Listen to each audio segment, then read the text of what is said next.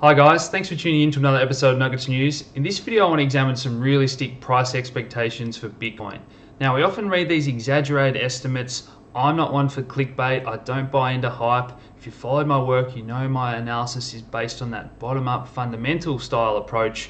But I want to talk about where Bitcoin fits into the world of technology and investing. Whether we even should be comparing it to the market cap of stocks, forex or other global financial assets.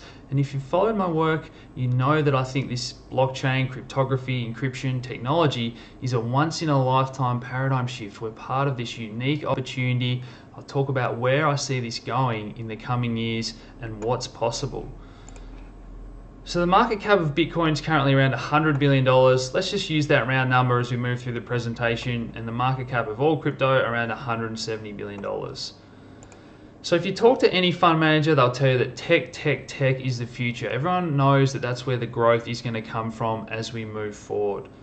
So the other day we saw the Nasdaq 100 add $200 billion in market cap in one day.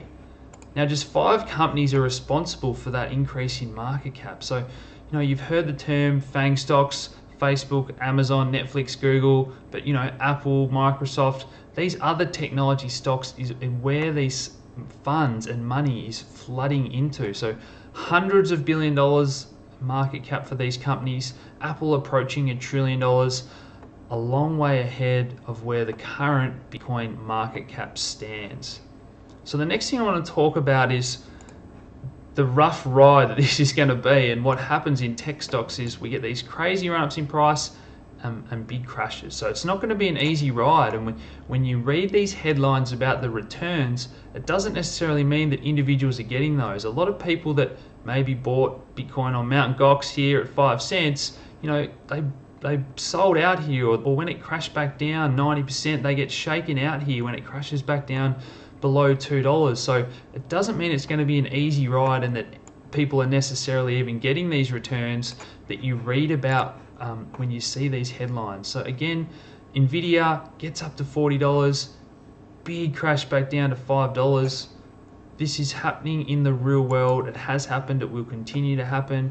Apple here, back in 2000, gets up above $5, crashes down below $1. Now these guys have had stock splits and that sort of thing, but we just want to use these numbers to get an idea of the returns and the corrections that happen in these markets. And again, Amazon, if you happen to get in at $1, runs up to 110, are you going to get shaken out when it crashes back down to $5? So, if you're in at $1 and you've held it this entire time, it represents absolutely phenomenal returns. I'm in the ballpark of over 100,000%. So, you look at these charts, Warren Buffett's calling Bitcoin a bubble. The fact is we do get exponential growth in these technology style investments. So the next thing I want to talk about is the best returns in history. So Coca-Cola, if you had got in on that IPO, continually to reinvest all those dividends and stuff, which is a little bit different to maybe how Bitcoin's having these hard forks and split offs of other coins. But let's just get a feel for the return that's possible if you had got in on the ground floor for Coca-Cola, and that's the 24,500,000% return. So these huge returns are possible in the real world.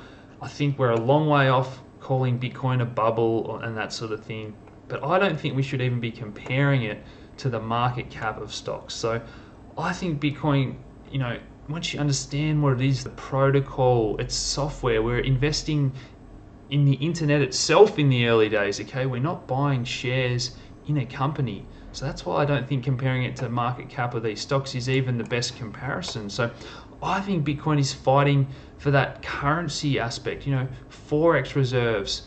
So we see India banning cash, Greek banks shutting down, limiting ATM withdrawals. We've seen, capital controls in China, India. These countries have got 1 billion people, 20 million Bitcoins circulating. If we start to capture those markets, let's have a look at what sort of growth we could expect. So this is from June, so the market cap of Bitcoin and cryptos is slightly out of date there, but the market cap of gold, physical money and stock markets and all money sloshing around is what I think we should be concentrating on. So we start to talk about Forex markets, so foreign exchange markets. If Bitcoin can become a world reserve currency of sorts for international trade and commerce, we start to talk about the trillions of dollars. So, put a few extra zeros on. So let's just have a look at the market cap of different assets. So each of these black squares represents $100 billion, which is basically the size of crypto. So silver there, you guys know I'm a huge fan of silver. So that's cryptocurrency. There's some of those bigger companies we took a look at.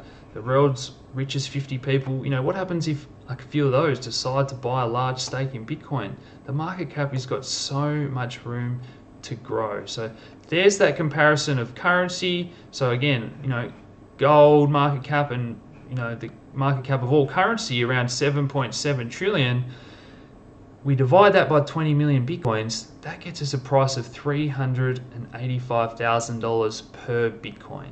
And again, I think we're going for even bigger than that. So the stock market, the crypto market cap, all these unique projects I've covered, I think that crypto is going to become a sort of stock market, its own investing market, as all these projects continue to grow as well. So global money supply, this is what we're really aiming at, our best case scenario. $90 trillion, that would give each Bitcoin a price of around $4.5 million. So let's say that Bitcoin can capture 20% of global money supply. That gives us $1 million per Bitcoin. And again, if we want to go into global debt, those numbers start to get staggering.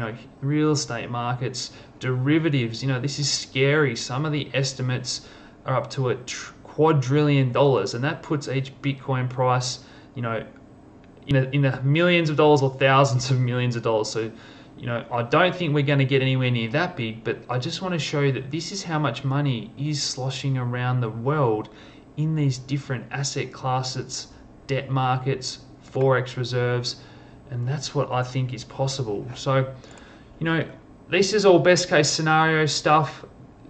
We're assuming that governments don't outlaw Bitcoin or cryptocurrency, issue their own.